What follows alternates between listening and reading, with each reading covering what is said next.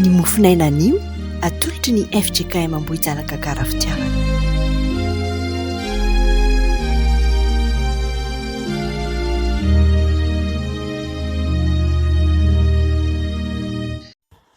Talata 7 Desambra 2022 andro fahafito andiniana ny loha hevitra hoe minoa ny fifaliana ao amin'ny tompo. Ampitomboina aminareo ny fahasoavana sy fiadana avy amin'Andriamanitra Ray sy Jesoa Kristy tompontsika. Ndeha hidiran'ny tompo isika amin'ny alalan'ny salamy 100 izay mivaky toy izao amin'ny anaran'ny tompo. Mihobi ho an'i Jehovah ry tany rehetra, manompo ho an'i Jehovah amin'ny fifaliana, mankanesa eo anatrehany amin'ny fihobiana. Aoka ho fantatrareo fa Jehovah no Andriamanitra, izy no nanao antsika ary azy isika.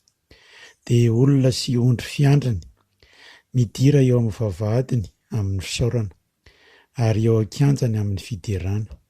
Misaora azy, mankalaza ny anarany fa tsara Jehovah.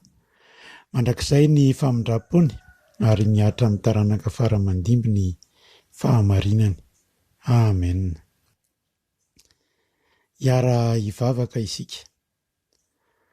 Tompo andrianana arina eo, fa vao isan'andro ny famindraponao ary Andriamanitra tsy mitsahatra maneo ianao fa tsy mahafoy anay mpanomponao. Nambininao izahay, no tahinao ka nahatratra izao andro fahafito amin'ny volana Desambra izao. Fitahiana no mba mpitiavana no natolotra ao satria avelanao izay ho afaka izara ny teninao indray anio amin'ny alalan'ny tambazotra tserasera.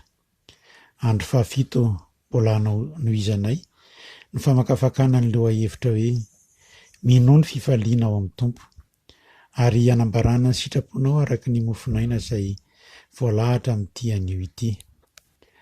Fantatray anefa tompo fa mpanompo tsy mahasoa izay, tsy mitoetra fa miovaova, tsy mendrika ary tsy tanteraka, fa matetika mivily ka tsy manaraka ny lalana izay voasorotra ao, tsy mahatanteraka ny sitraponao indrindraindrindra, koa mivalo mangata-pamelana aminao.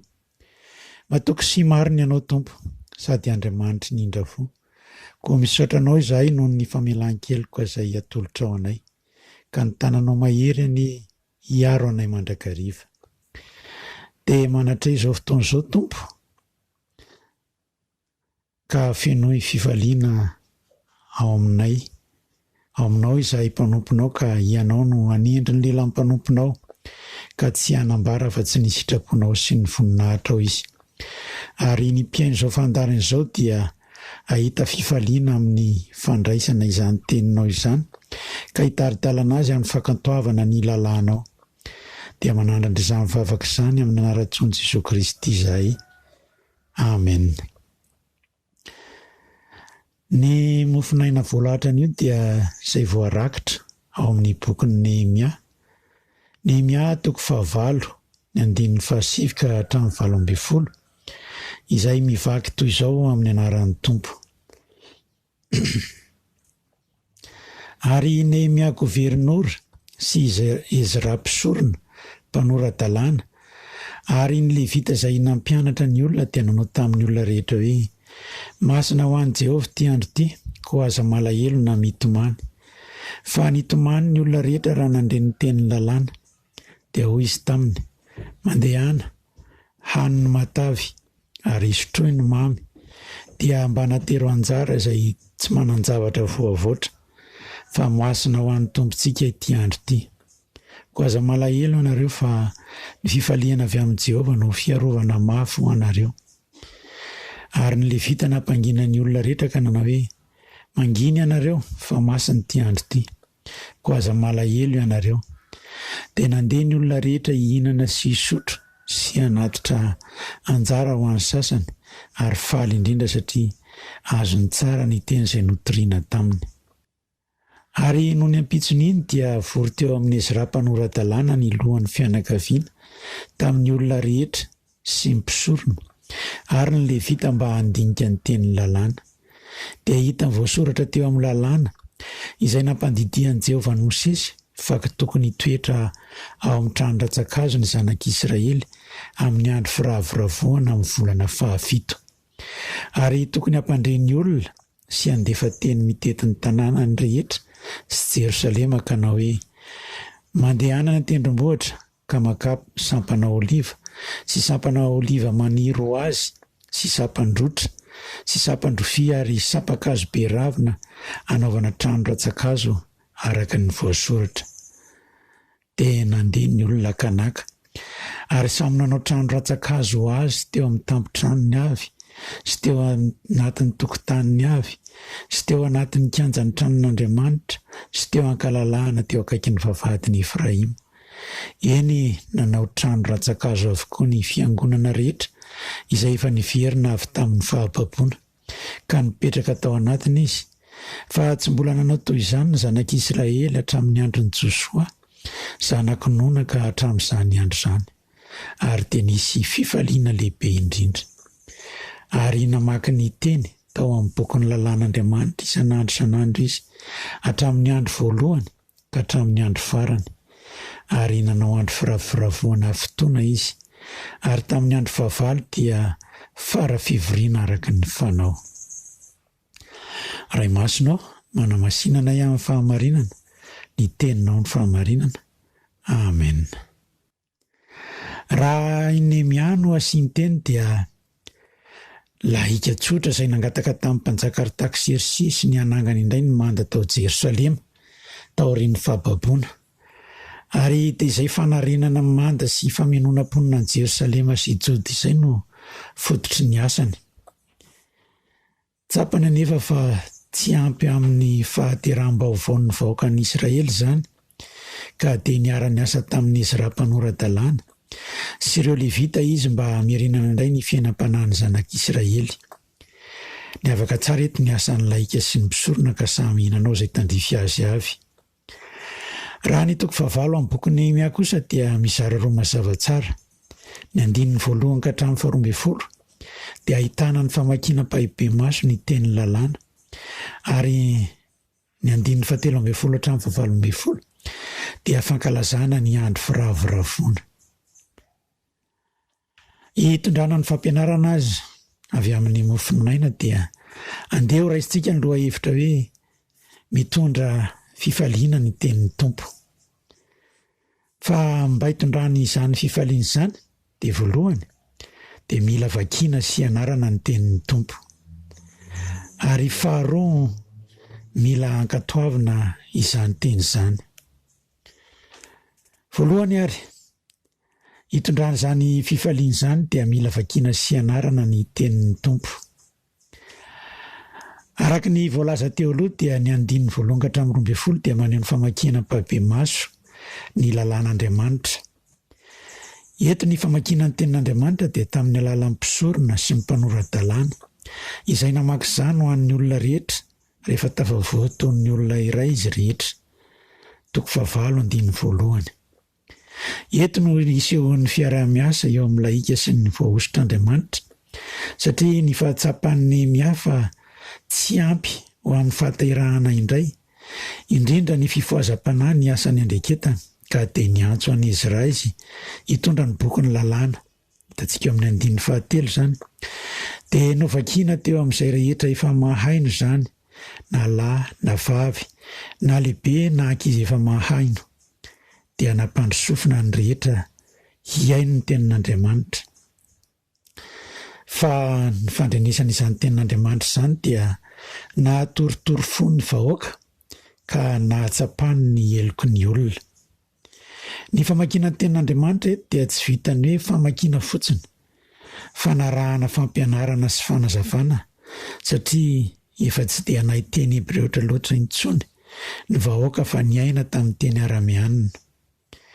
Tsy fotoana fokoa no fatena na nokanana fotoana lava ny famakiana sy ny fampianarana izany teny izany. Maraina hatramin'ny tatao vovonana, ary tsy andro tokana fa nandritry ny fito andro. Tsy nahagaga raha azo ny vahoaka tsara ny teny lalàna izay nampianarana azy, satria novakiana pahibe maso, nampianarana sy noalalinina.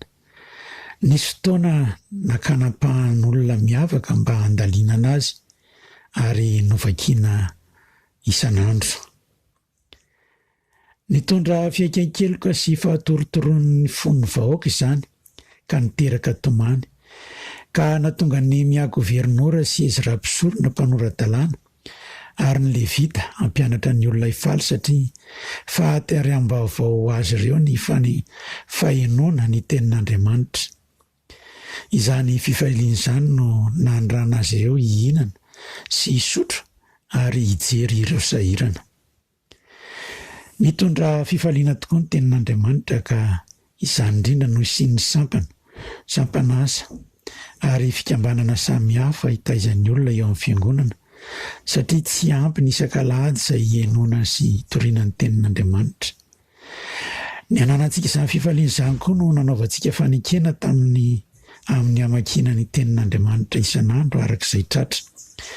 Ary mbola izany ihany koa no hiantsoana antsika laika hianatra sy handalina ny tenin'Andriamanitra amin'ireo rafitra misy eo amin'izany ivintsika emina, sefala, setela sy ny sisa, mba hananana mpanabe efa vita fiofanana ampianatra mba tena hitondra fifaliana ny famakina sy ny fianarana ny tenin'Andriamanitra.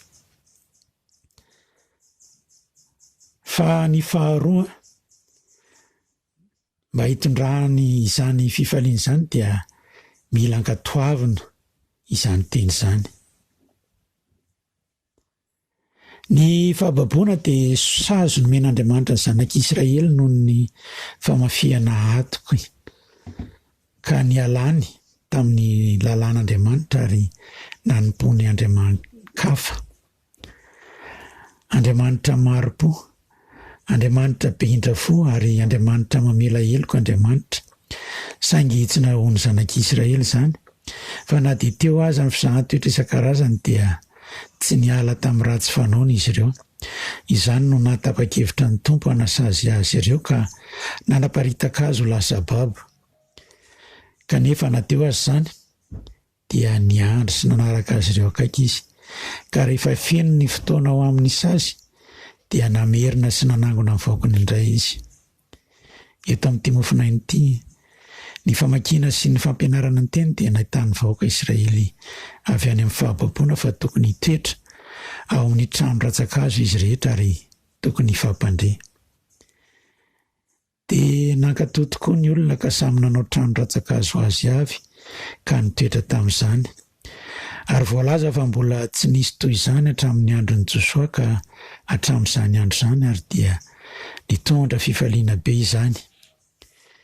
Eto ny trano ratsan-kazo dia mampantsiahy indray ny fiverenan'ny zanak'Israely avy tany Egipta taoriana nanandevozana azy ireo ka nandalova ny filasiana. Endrika fankatoavana ny teny lalàna ny fanaovana trano ratsan-kazo. Ary izay no nitondra fifaliana be teo amin'ny zanak'Israely taorian'ny fahababoana.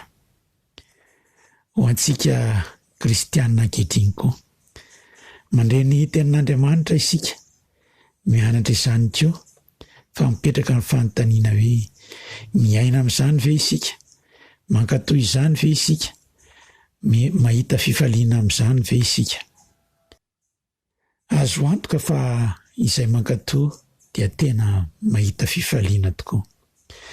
Raha ravina izany dia mandray ny tanin'ny tenin'Andriamanitra isika, mandray izany, mianatra sy mandalina izany, mahatoky ary miaina amin'izany, dia fifaliana be tsy misy toy izany no azontsika. Dia ho an'Andriamanitra irery ny voninahitra. Amen.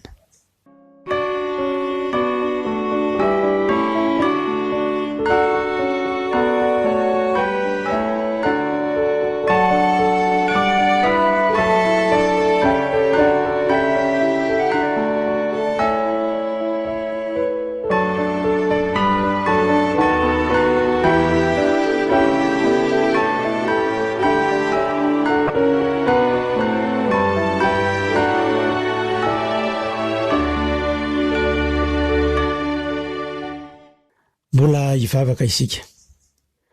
Andriamanitra hitsara indrindra ao. Misaotra anao izay fa tsy mbola diso anjara amin'ny teninao isan'andro ary afaka nizara izany indray tamin'ny alalan'izao tambazotra tserasera izao tamin'ity androany ity. Eny Tompo, fototra iorenan'ny fiainanay tokoa ny teninao satria izany dia lalana sy famarinana ary fiainana, taridalana ho anay koa ary fahazavana ho anay. Aza vela mandalo foana ary tompo ny teny izay ny fampisaranay teto fa taovolatsaka ao anatinay ka ho tena fiainanay amin'ny andavanandronay iray manontolo. Fa noho ny fanahy masinao izahay andamina ny fotoananay ka anaraka ny fampianarana rehetra misy mahakasika ny teninao mba hanananay ny tena fifaliana ao aminao.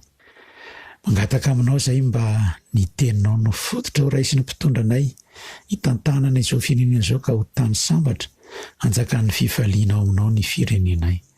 Ary ny amin'ny fiangonanao dia ny fiangonana mpankatory sy miaina amin'ny teninao ny fiangonana ka mirapiratra ao ny voninahitra ao ho fiangonana tena mpitaiza sy mpampianatra ny teninao ka hitan'ny fifaliana ao aminao ny kristianina rehetra.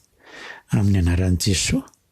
Rainay izay ny lanitra, ho masina ny anaranao, ho tonga ny fanjakanao, atao any sitraponao, itiakamtany ny lanitra, mironay mitsy ny sazo aminay, ary mamelany elokay, tahaka ny amelany atsirika taminay, ary azatotranay amin'ny fakapana, fa manafanay amin'ny ratsy, manao fanjakana sy mihery, ary amin'ny voninahitra mandrakizay.